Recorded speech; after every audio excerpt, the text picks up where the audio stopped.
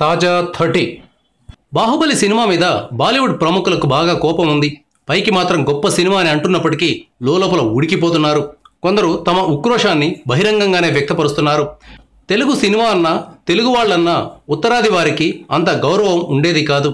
తెలుగు వాళ్ళను మదరాసీలని నిన్న మొన్నటిదాకా పిలిచేవారు. ఇటీవలి కాలం దాకా దక్షిణాది సినిమాలంటే తమిళం మలయాళం సినిమాలు మాత్రమే అన్నట్లు వ్యవహరించేవారు. ఇప్పటికీ బాలీవుడ్తో పాటు యావత్ దేశానికి దిమ్మ తిరిగేలా సమాధానం చెప్పింది బాహుబలి 2. ఇప్పటిదాకా భారతీయ సినీ రంగ చరిత్రలో ఏ సినిమా సాధించరని వసూళ్లను సాధించి తెలుగువాడి సత్తా ఏమిటో చాటి చెప్పింది.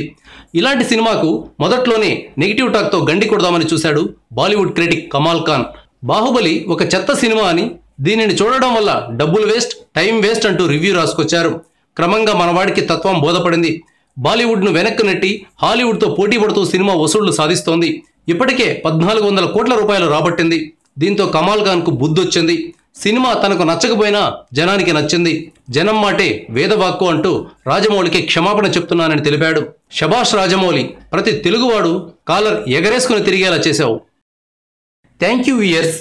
ఈ వీడియో మీకు నచ్చితే లైక్ బటన్ టచ్ చేయండి. తాజా 30 ఛానల్కు సబ్స్క్రైబ్ చేయండి. మీ మిత్రులకు షేర్ చేయండి.